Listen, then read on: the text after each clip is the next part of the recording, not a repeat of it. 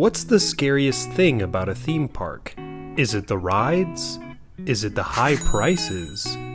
If you ask me, I think it's neither. I think the public enemy number one is the crowds. So today, I'd like to show you how to avoid crowds. Islands of Adventure Edition. Part 1 was Universal, this is Part 2, so it's Islands of Adventure. Make sure you stay tuned because I have an extra secret location. After leaving Universal, if you take a right-hand turn, there is a ton of seating areas next to the water. This is a nice wide path area, and there's not very much foot traffic, but just be aware that there is a smoking section nearby, so it could get a little smoky. Honestly, this area is usually pretty empty, and you can see City Walk from across the water, and it's actually a pretty wonderful view.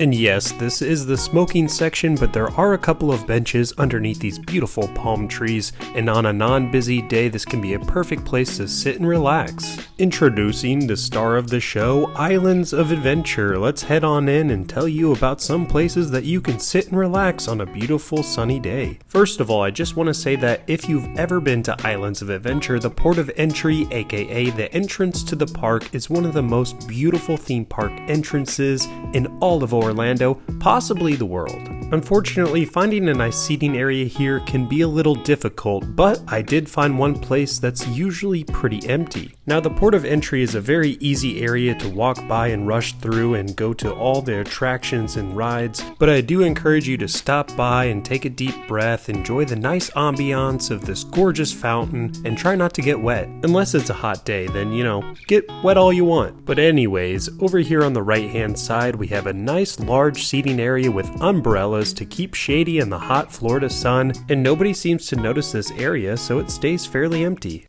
This next one is a 2-for-1. The Backwater Bar is both a great place to get drinks and to relax and hang out without crowds. The watermelon lemonade is my go-to drink. It is a little bit sweet, but it tastes like a watermelon Jolly Rancher. As you can see, there's a decent amount of tables and seats outside, and it is nice and shady, and you can sit and relax, and it's out of the way of many crowds. Sometimes it's a matter of finding a nice shady area to lounge out and enjoy a drink, which can make or break a vacation.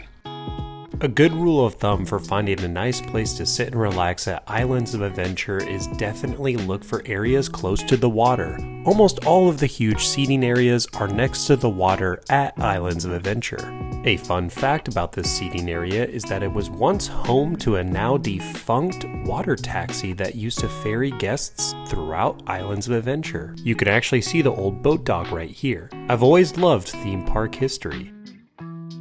But yes, this area next to the water is absolutely perfect for lounging. Of course, this area does not get very busy due to many people overlooking it. The only downfall for this massive open area next to the water is that during certain parts of the day there's not much shade, so yeah, good luck with that. But that's where I step in, not only to find you shady areas to lounge in, but also to help you avoid crowds, like the name of this video.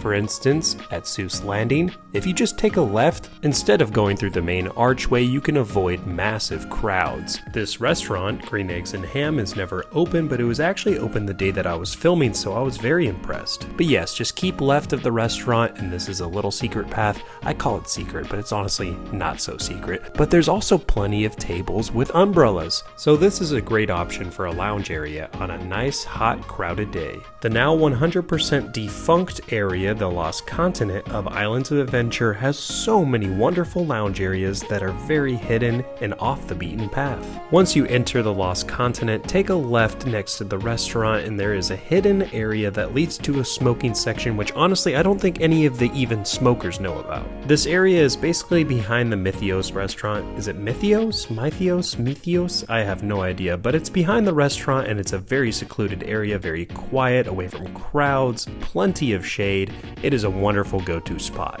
Once again, it is a smoking section, but not very many people go back here. Smokers, non-smokers, doesn't matter. Pretty empty almost always. Maybe on peak days it might get a little busy back here with strollers and families waiting for the restaurant. This area is of course next to the water like the previous ones that I've named, and you get beautiful views of Islands of Adventure. Yes, this restaurant is the last living relic of the Lost Continent. It just goes to show that just because an area is now defunct at a theme park doesn't mean that there aren't great views of the theme park or great places to kick your feet up and relax. So I highly recommend that you explore the Lost Continent the same as you would explore any other section of the theme park, because there are seats and tables. You're just going to end up walking right past them if you're not searching for them, so go walk around the Lost Continent section of the theme park and you never know what you'll find. The old Sinbad section of the theme park is where you'll find some of the most relaxing and most exclusive hidden areas throughout Islands of Adventure. Now for this next part, I do want to make it clear that I do not think I was breaking any rules by walking back here, so I think it's safe to say that you can walk back here as well. There were no ropes or signs saying I could not walk back here, so I just kept walking, and I knew that this was the old Sinbad area of the park where they used to have the Sinbad show. So I was interested in seeing what was back here still, and it hasn't changed, and I did see a dog walk area, so I know 100% that you are allowed back here. As soon as I saw this dog walk area and saw that there was no ropes or no signs or anything, I knew that it was fair game to explore back here and find a nice relaxing place to sit and hang out. It was very sad to see that this area is now defunct and that the show is no longer, because this is a beautiful set piece and this area is so gorgeous, and now it's very quiet, and I happened upon this beautiful fountain that I could just sit next to and enjoy the day. I could sit back here for hours. Honestly, this water sound was so soothing and tranquil. I felt like I wasn't even at a theme park, which is so wild because when you're at a theme park, the crowds can get so overwhelming and obnoxious. Just being able to sit back here and relax was so peaceful. Not to mention, I only saw like 3 or 4 people back here, so it was so quiet and no crowds whatsoever. Right around the corner was the entrance to the Sinbad show, which I did see a family walking back here as well, so I was not the only one, but I didn't venture too far because I did not want to break the rules. But look at that beautiful set piece. This place was gorgeous, and honestly, if you ask a team member, they might be like, yeah, you can hang out down there, and look how much space you would have to relax. I didn't ask anyone, but I don't see why not. Now for another 2-in-1. The Hogshead Tavern is both a great bar for a drink and a great place to enjoy ambiance and relax in the nice AC. What can I say? I just love British pubs, especially ones based on my favorite book series. You can usually grab one of the bar stools by the windowsill, and it's one of the only seating areas inside the pub for the bar service, and it's not very well known.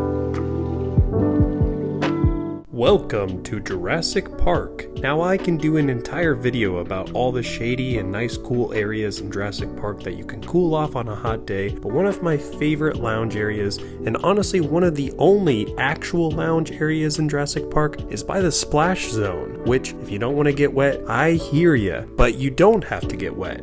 Look, a bench, not a puddle in sight. Now this splash zone is massive and there are so many potential seating areas. Just by looking at the ground, you can tell the potential areas that might get wet. Of course, sitting too close to the massive wall of water is not a very good strategy if you're trying to stay dry. Next to the Jurassic Park restaurant is an outdoor seating area with plenty of seats that are usually empty. Now this particular day, the seating area appeared to be blocked off for restaurant guests only, which I had no idea why because the restaurant appeared empty. I guess if you really wanted to sit here, you could just buy a bottle of water. Heading on over to Marvel Superhero Island. If you head towards the water, you'll run into a massive seating area overlooking the lagoon. I will admit that this seating area is very boring and kind of ugly. There are these huge balls that I guess you can sit on. Just seems like a weird and kind of ugly architectural feature. Just a strange choice in my opinion. And I'll have to admit, listening to the Hulk ride by every couple of minutes is not exactly relaxing, so this one's not at the top of my book, although the views are quite magnificent.